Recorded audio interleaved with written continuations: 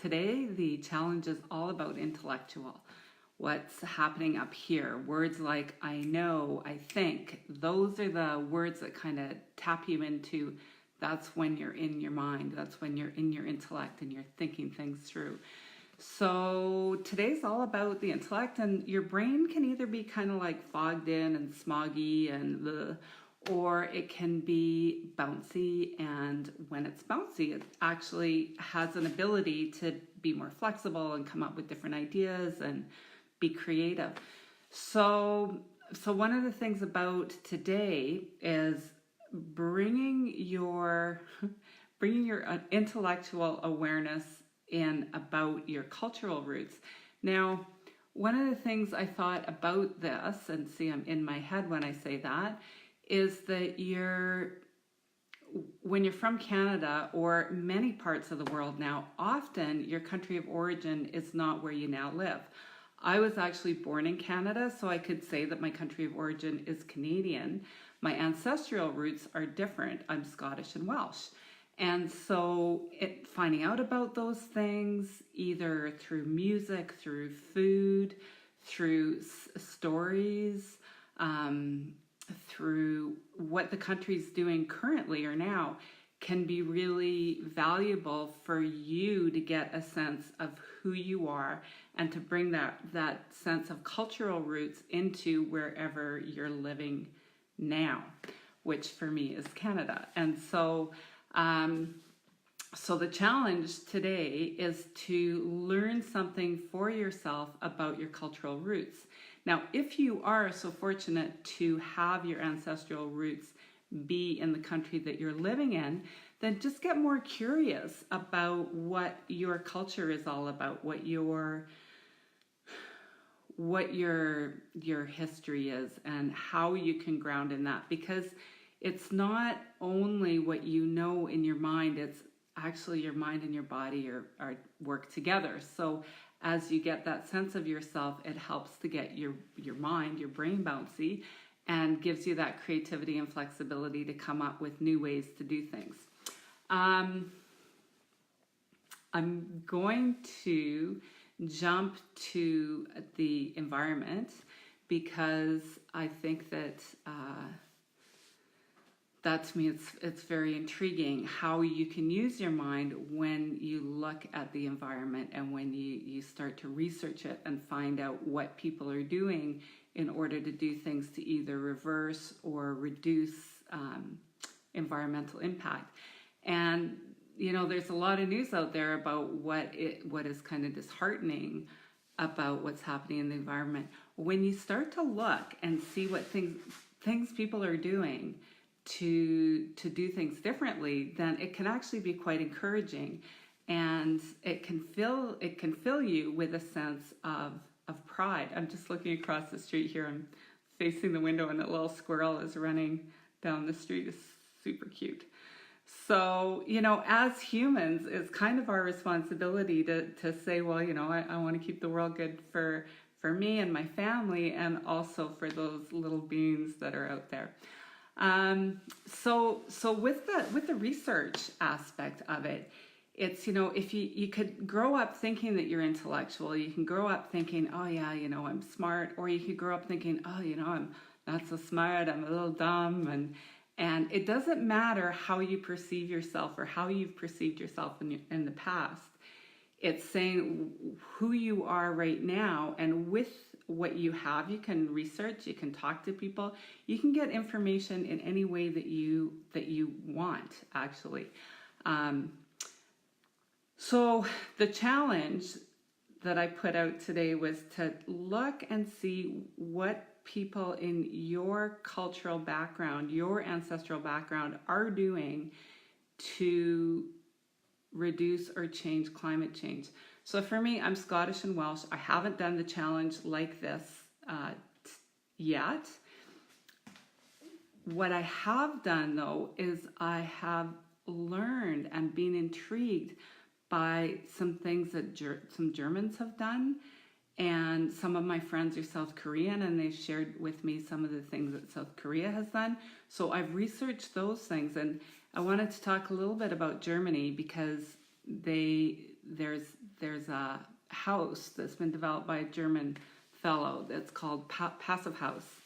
And it started with this idea of his that you could build a house that could be heated simply by people living in it, because we all give off energy. We give off heat. When we cook, we give off heat, all of this and that.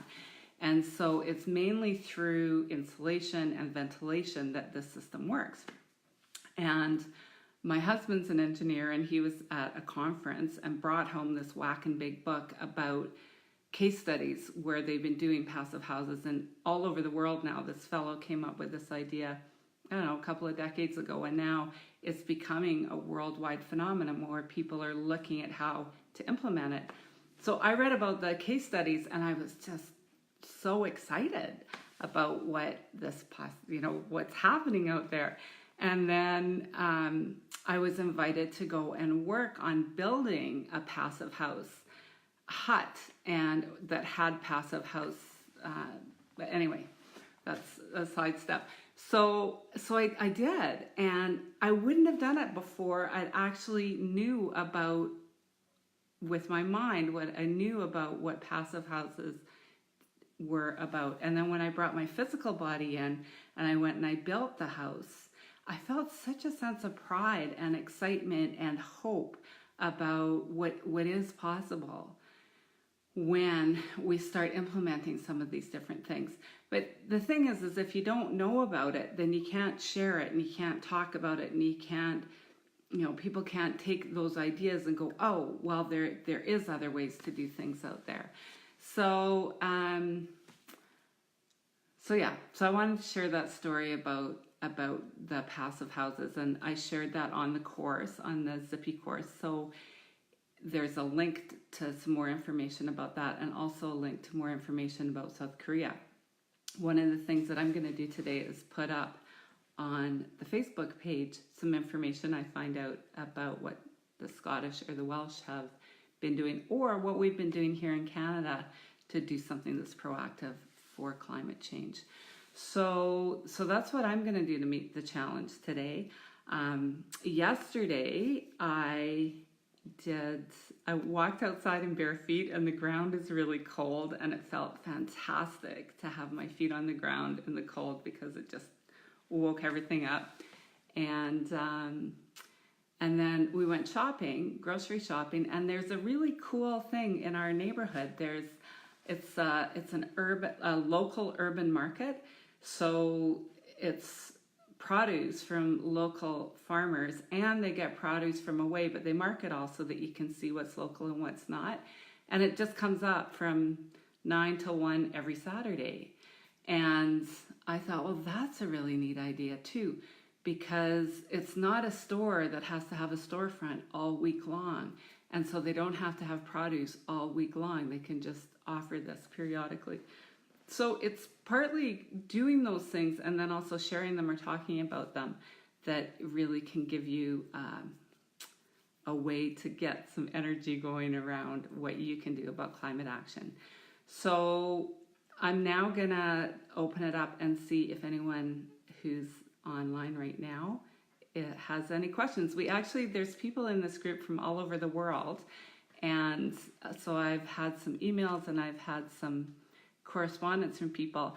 One of the other things that I wanted to say is that it can be really hard sometimes to say what you think or to put your ideas out there, because you think, well, maybe everybody else is doing that, or maybe it's irrelevant because it only applies to my neighborhood. And one of my motivations for doing this in the first place was through my traveling. I found that people all over the world have such neat perspectives and ways that they do things that's different from Canada.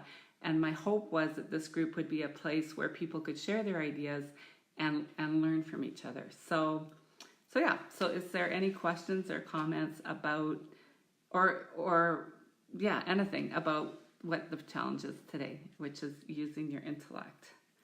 And I'm just gonna say hi again. You can either type a comment in or not. That's fine. Yeah. Okay, So we don't have any comments today yet. I'm just going to take a quick look here and see if